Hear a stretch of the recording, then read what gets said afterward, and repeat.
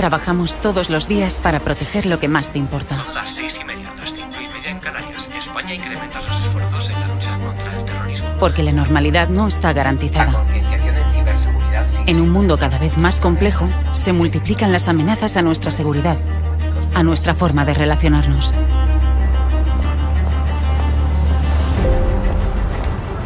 Tratamos de anticiparnos a las amenazas. Hacernos las preguntas adecuadas para conseguir las respuestas correctas. Buscamos información allá donde sea necesario. Nos apoyamos en la tecnología, pero nuestro activo más valioso sigue siendo la persona, el factor humano.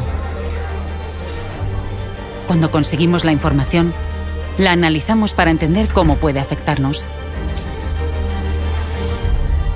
Sabemos que lo que pasa en cualquier lugar del planeta puede tener efectos sobre nuestra vida cotidiana.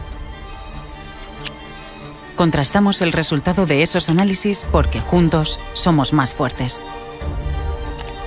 La inteligencia que elaboramos es clave para la toma de decisiones. Defendemos nuestro modo de vida y creemos que la mejor defensa es la inteligencia. Para seguir garantizando la seguridad del suministro. Las tensiones geopolíticas de los últimos días en distintas partes del mundo están impactando sobre la evolución de los principales indicadores económicos. Nunca bajamos la guardia.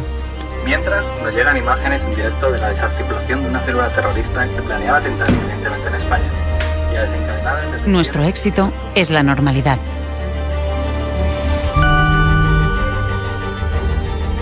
Por eso, trabajamos discretamente para proteger el futuro. Para que nuestro país sea cada día un poco mejor.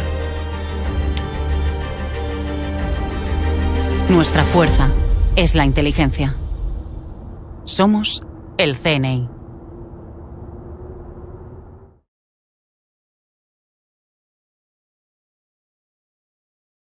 Hola, bienvenidos a mi programa de mi canal Sector 9 de Televisión de YouTube, que trata sobre espionaje y servicios secretos, enfocado siempre hacia la cultura de los servicios de inteligencia, la geopolítica y el espionaje. Esta semana en Sector 9 de Televisión contamos otra vez con el doctor Carlos Ramos Gascón, psicólogo clínico, escritor y experto en hipnosis, sexualidad y grafología, donde debatiremos y analizaremos un tema tan interesante como fascinante y subversivo: cómo funciona la mente de un espía. Recordemos que se conoce como espionaje al conjunto de técnicas y prácticas cuya finalidad es obtener datos de manera encubierta. Buenas tardes, doctor Carlos Ramos. Hoy abordaremos un tema que es la mente del espía. A ver qué nos puede contar sobre ello, sobre varias cuestiones. La primera pregunta sería: ¿cuál es el perfil psicológico de un espía, por ejemplo? El perfil psicológico de un espía. Buenas tardes a todos. Lo primero que hay que tener en cuenta es que no existe el espía. Hay muchísimas clases de espías y por lo tanto no pueden tener un perfil psicológico único. En general suelen ser gente con muchos reflejos psicológicos, muchos sentidos. Por ejemplo, capacidad de reacción, capacidad para hacerse valer en circunstancias muy difíciles, capacidad para afrontar los imprevistos. Y desde luego tienen que tener una enorme sangre fría. Entre sus características bastante curiosas, es muy conveniente que tengan una buena memoria operativa. Esto quiere decir, en un contexto cognitivo bastante complejo, que son capaces de procesar datos sobre la marcha. Por ejemplo, una correlación de series numéricas mientras están resolviendo un problema de cálculo. Comprendo. Una posibilidad. O más complejo y más conveniente para el espía, estar con un proceso de disociación interior según el cual son más capaces de lo normal atender una cuestión determinada en la situación que están viviendo en ese momento, mientras están recordando otros factores distintos de la situación actual, pero que pueden tener una conexión operativa. Y eso es importante. Ahora, en general, son gente con mucha seguridad en sí misma.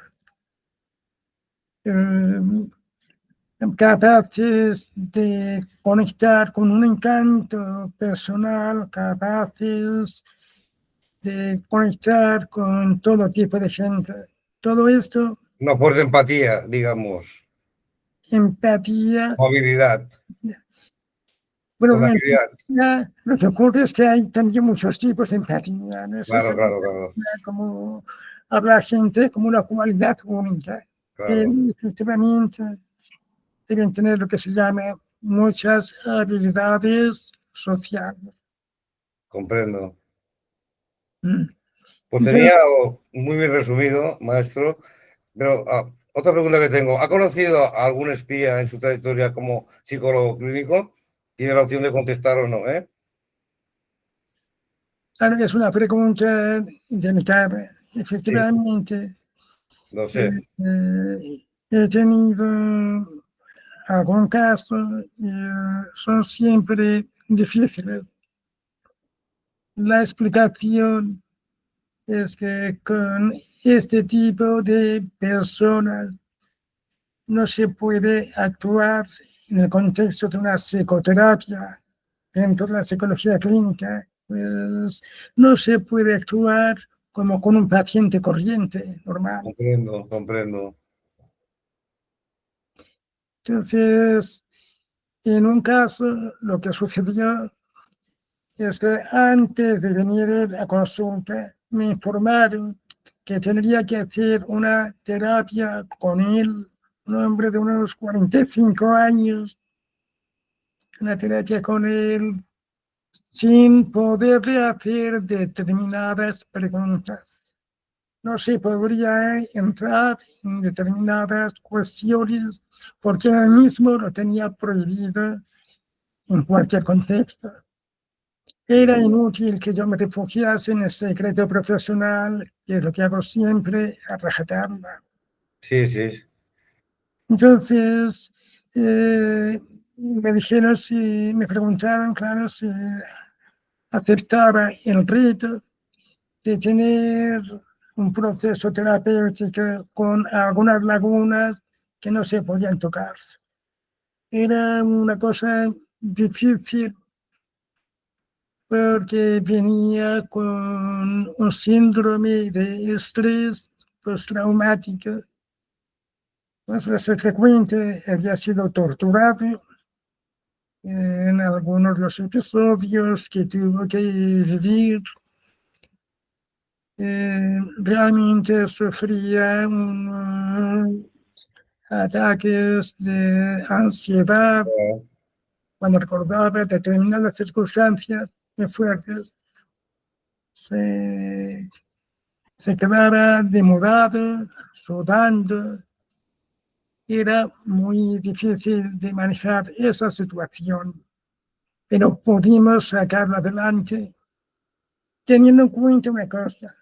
Él en realidad no estaba, ¿cómo decir? No estaba interesado en que yo hiciera una terapia ortodoxa. Comprendo, sí.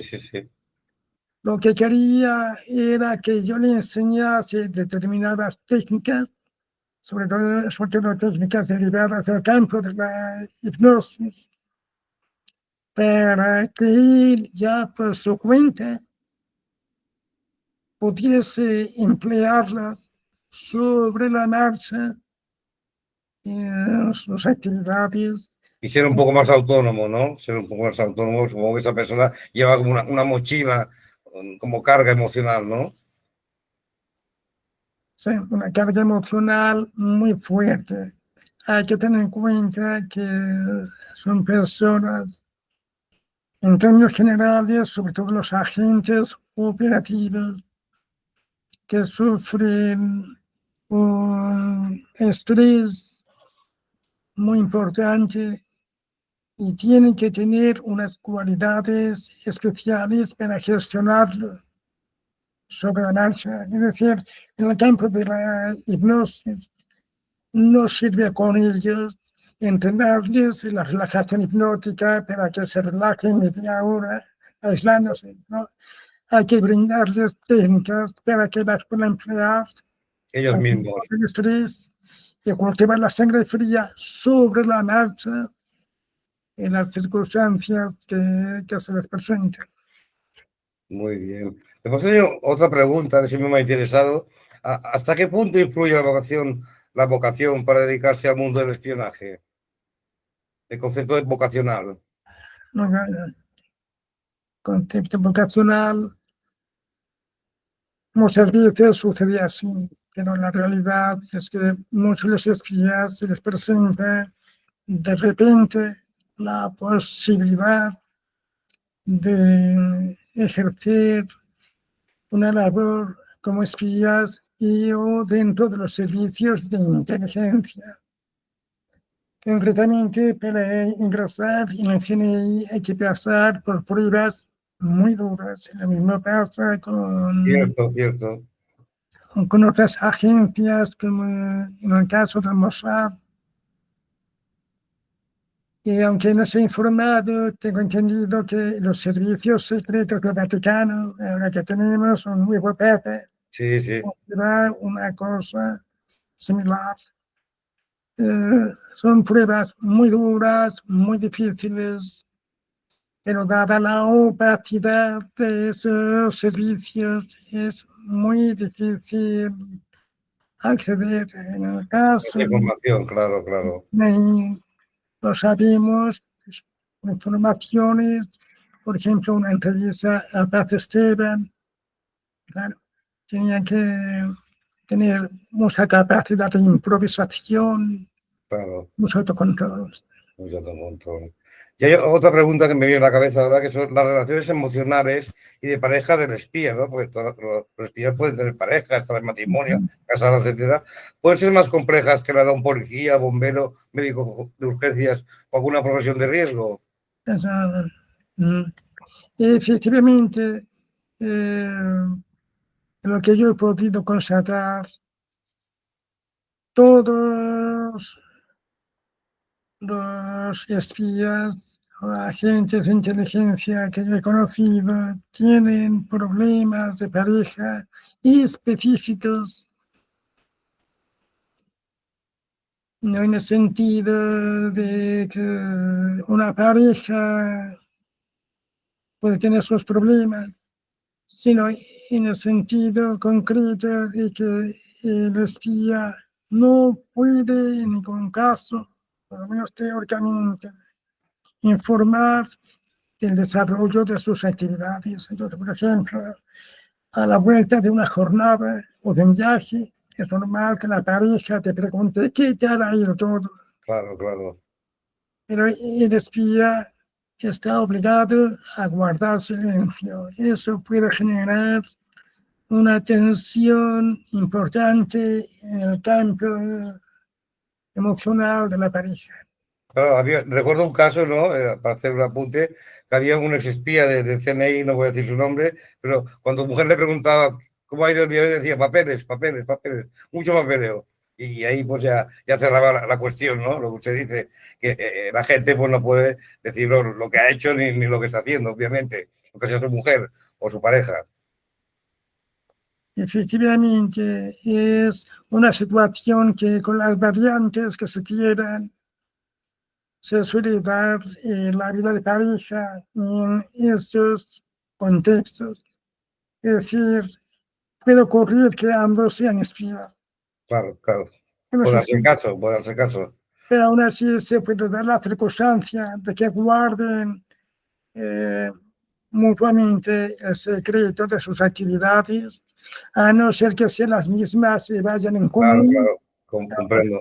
Que sea el mismo operativo, por ejemplo, sí. Comprendo. Entonces, vamos a otra pregunta, doctor, si le parece bien.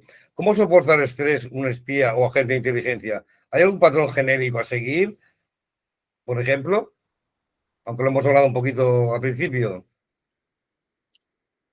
lo primero que hay que tener en cuenta, bueno, respecto del patrón genético, no necesariamente, eso es muy difícil saberlo, pero indudablemente el espía tipo tiene que ser una persona que tenga por naturaleza una capacidad mayor, mucho mayor de lo normal, para aguantar el estrés, hacerle frente y gestionarlo de forma adecuada.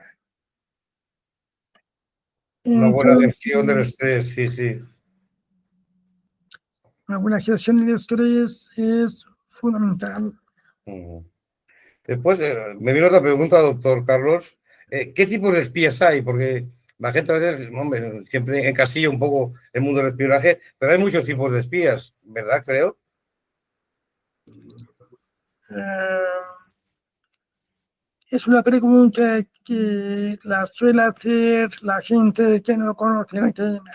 Cierto, cierto. Hay muchos tipos de espías.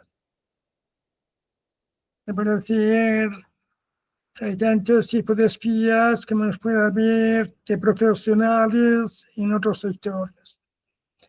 Para una división, en grosso modo, están los agentes de inteligencia, digamos, institucionalizados. Están en el Mossad, en el CNI, en la CIA, etc. Estamos hablando de espías gubernamentales, ¿eh? Espías gubernamentales, Pero también los hay espionaje pues, industrial, por ejemplo, ¿no? pero también, claro, espionaje contra espionaje industrial, por supuesto. Yo conozco varios profesionales que se han dedicado a ellos también. Pero hay una cosa, digamos, esta clasificación de los espías. Hay otros espías que no son institucionales. Los agentes de campo pueden serlo o no serlo. Pero muchos de ellos se ven obligados a ir por libre, también lo que se llaman agentes oscuros.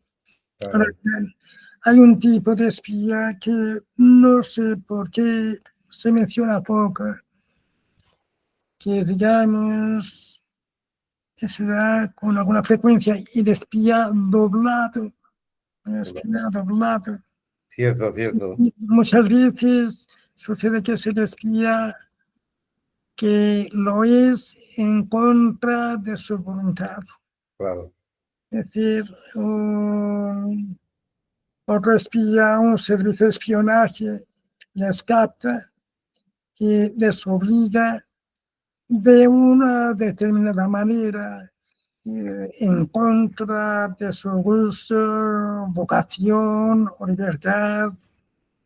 Les obliga a ejercer labores de espionaje y, dadas una serie de circunstancias, no les queda más remedio que actuar de esa forma. Comprendo, comprendo. O sea, uno puede entrar en un servicio de inteligencia con una idea, pero hay muchas variables que en su vida pueden salir, ¿no? Incluso abandonar, yo qué sé, el servicio de inteligencia donde está para pasar a la privada o meterse en unos jardines porque son difíciles de salir como agente doble, ¿no? La privada, la inteligencia privada, yo desde luego lo que más he conocido, más que la inteligencia privada que puede haber, son la inteligencia o institucional o la que está fuera de las instituciones, que son realmente gente que se dedica a labores de espionaje puro y duro. Siempre me he encontrado con gente con unas características especiales. Pueden tener una apariencia física corriente, que además a muchos les conviene. Sí, comprendo, sí, sí, sí. Que pasen desapercibidos. Ahora bien, una cosa interesante que es un poco punto y aparte son las mujeres que realizan actividades de espionaje. Son mujeres con una idiosincrasia Muy particular, ¿no? muy especiales. Personalmente, yo creo que para muchas labores está mejor dotada la mujer que el hombre, El hombre, ¿no? por razones biológicas. Concretamente, para detectar a espías de otras agencias o de otros países.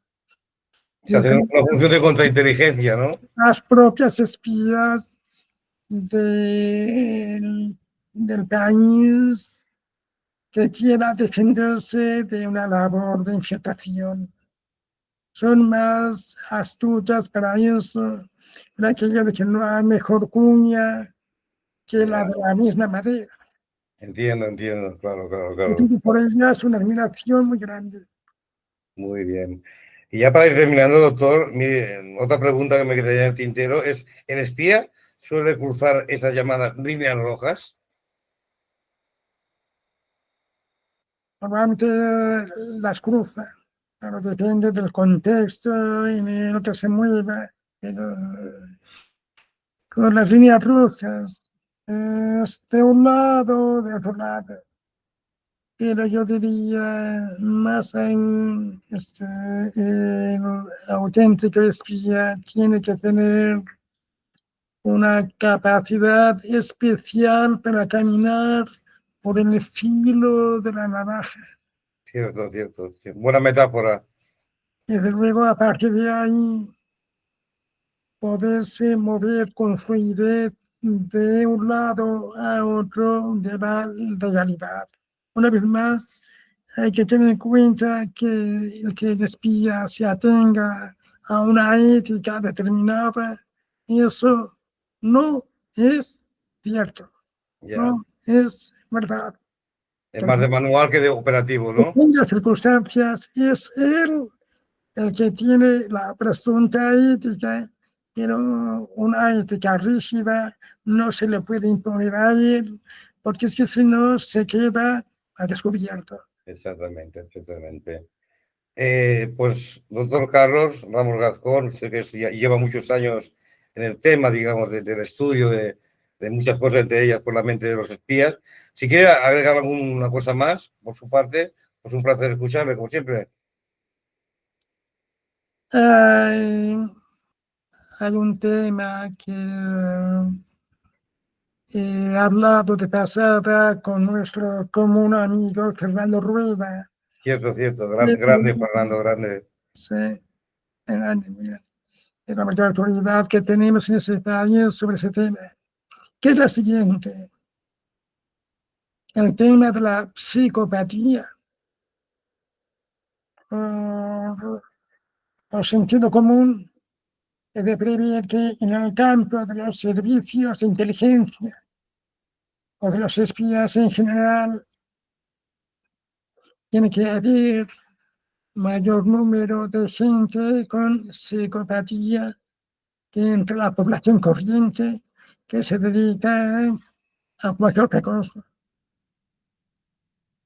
El caso es que no se ha podido determinar eso. Vamos, es imposible ningún tipo de estadísticas sobre eso, teniendo en cuenta además que detectar un psicópata en cualquier ámbito, pues es desde luego una labor extremadamente difícil. Pero en el tema del espionaje, es de suponer que hay... Y podemos hablar especialmente psicópatas que pueden haber entre los agentes, quiero decir, que le ponen al servicio, pero bueno, es relativamente discutible, pero igual y solo igual, pues es necesario, no lo sé, no. También sus grados. Con ese tema de la psicopatía es lo siguiente, que como en otros sectores, esto tiene que atraer a ciertas personalidades psicopáticas. Esa es Cierto. la realidad. Pero eso no quiere decir absolutamente que una persona que opera en los servicios de inteligencia tenga mayor propensión de por sí a la psicopatía. Claro, Los claro. claro, los que yo he conocido son gente magnífica, gente, muy buenos amigos, con un gran corazón, eh, gente con una calidad humana que a mí me ha dejado sorprendido, esa es la verdad. Pero claro, queda abierta con un interrogante la otra cuestión. Ahí estamos, ahí estamos. Pues bueno, doctor Ramos, siempre es un placer tenerlo a nosotros en nuestro programa, Sector de Televisión. Ya la tercera vez que le tenemos aquí y esperamos pues que intervenga muchas más veces, si usted lo desea. Ya sabe que es el primero en decírselo, ¿no? Y hablando siempre de temas pues, de espionaje, pero de una manera científica y empírica, ¿no? Sin entrar en muchas películas, reportajes, a veces absurdos, ¿no? Pues aquí lo tocamos de una manera pues bastante, de tocando el piso a tierra, que decimos por mi tierra, ¿eh? Doctor Ramos, Carlos Ramos, un fuerte abrazo de Barcelona y gracias por estar con nosotros, ¿eh? Un fuerte abrazo. Hasta luego, hasta luego. Como hemos visto, hemos podido contar en esta entrevista con uno de los hombres más entendidos en la vertiente psicológica de los servicios secretos y sobre todo de cómo funciona la mente de un espía, por Carlos Ramos Gascón, que también nos ha contado él mismo de una manera erudita pero entendible de cómo funciona la mente de un espía y de varias cuestiones y temas psicológicos relacionados con el espionaje y de sus misteriosos caminos escondidos de esa profesión en general. Espero que este programa os ayude a entender mejor el mundo del espionaje, la geopolítica y los servicios secretos. Y sobre todo, si lo deseáis, suscribiros a mi canal de YouTube. Puesto para siempre, Sergio Parrás, experto en servicios de inteligencia y geopolítica. Gracias.